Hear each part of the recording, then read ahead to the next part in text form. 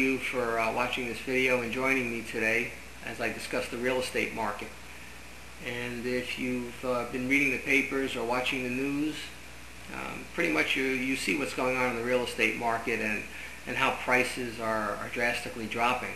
And not just in any one part of the nation, but all over the nation. As a matter of fact, it's happening in other parts of the world, in England as well.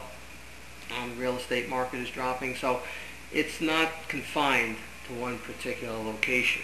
So if you went from New York to Mississippi, you would find that the real estate market, as we know it today, is dropping in value. And I'd like to discuss what's happened, not the economic points of it or the academic parts of why it happened. I'd like to discuss how we got in this mess, first of all, and later on, in other videos, I'll discuss other portions of it.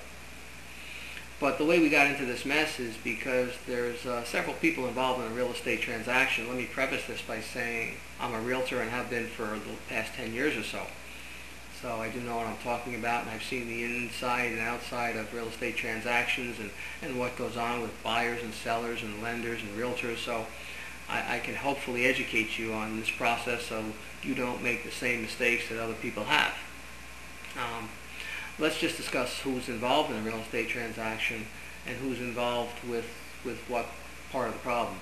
First, we have sellers. Of course, the sellers have the item that you want to buy, and they just set the price, so they really don't have any vested interest in doing you any harm. You're either going to pay the price that they're looking for or you're not.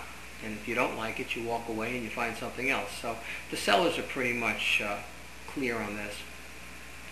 Then you have title companies. Title companies are the people that what they do is they make sure that there's no problems with the property that you're purchasing. There's no liens or encumbrances, or there's permits that maybe weren't pulled. They just do a whole history on the property.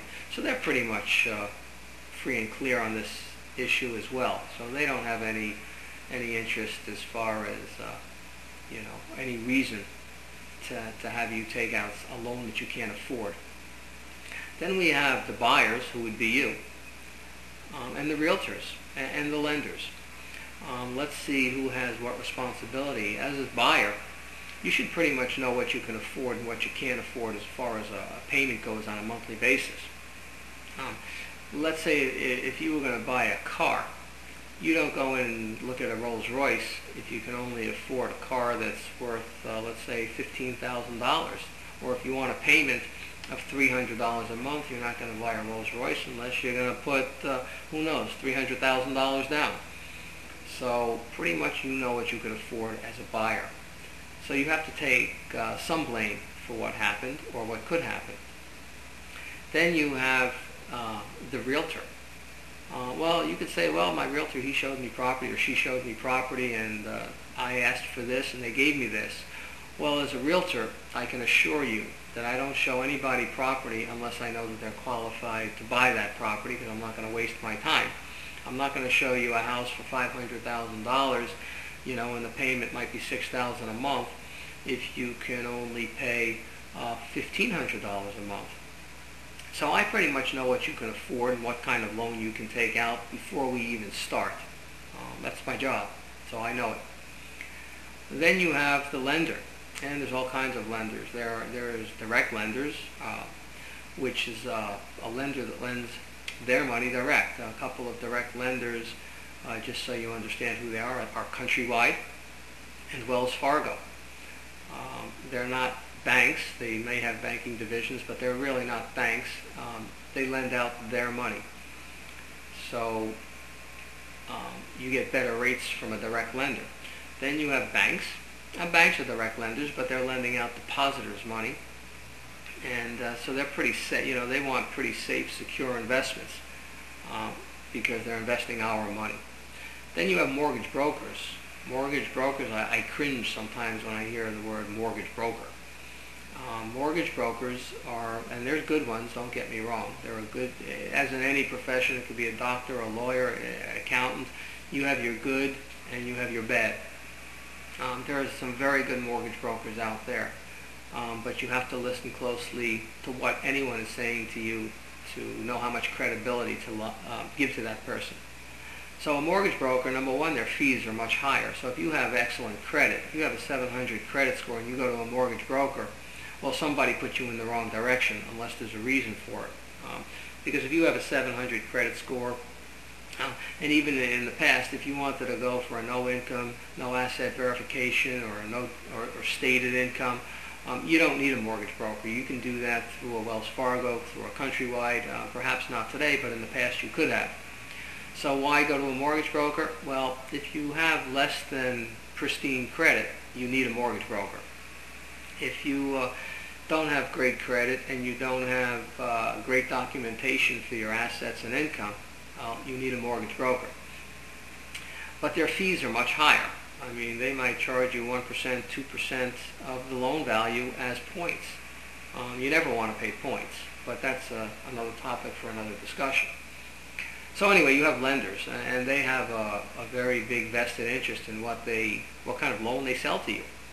They're looking to sell you the loan that's not necessarily the best for you, but that's the best for them, meaning where they make the most money on which loan. You know, if they sell you a standard loan, they might not make that much. If they send you to a place, or if they broker a loan for you that's sort of a little less traditional, they're going to make a lot of money, especially if there's points involved and a higher interest rate. Sort of like when you go to a car dealer. If you don't know the interest rate or the market rate of a new car loan, when you go to a car dealer, you know, they're going to buy the money at 5% and give it to you at 6%, so they're making 1 point on that. That's a lot of money when you look at the size of loans on houses. So there's a vested interest for a lender to give you not the best loan for you, but the best loan for them. And then there's the realtor. They just want to close the sale, because if they don't close the sale, they don't get the commission. So they could care less because they won't see you anymore. You know, some realtors are, like I said, you have good realtors and you have bad realtors. You just have to know who you're talking to and what makes sense and what doesn't make sense when they're talking to you. So hopefully I can, uncloud some of these issues.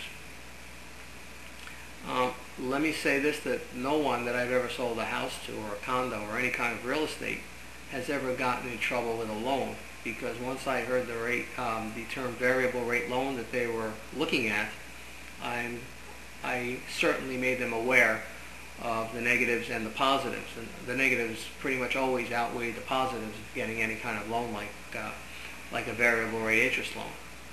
So nobody I ever worked with got into trouble. Okay. There's different kinds of variable rate loans. Some variable rate loans, and that's what got this whole mess started. Variable rate loans could be very good for a short period of time. If you're going to live in a house for 5 years and you got a 5-year fixed loan, and then adjusted every year after that, well, that's not so bad if you plan on selling the house for 5 years, or maybe at some point in time you'll refinance, but that's another story. Personally, when I first bought my house, I did have a variable rate loan. It was called the Cost of Funds Index, also known as a COFI.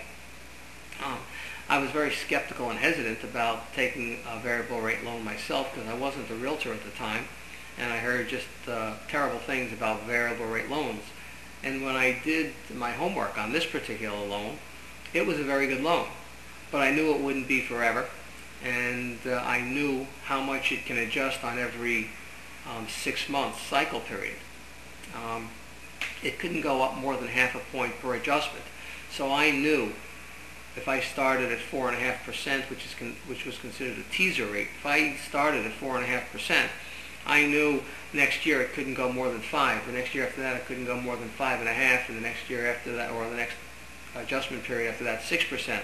So I knew basically within 2 or 3 years where my interest rates would be.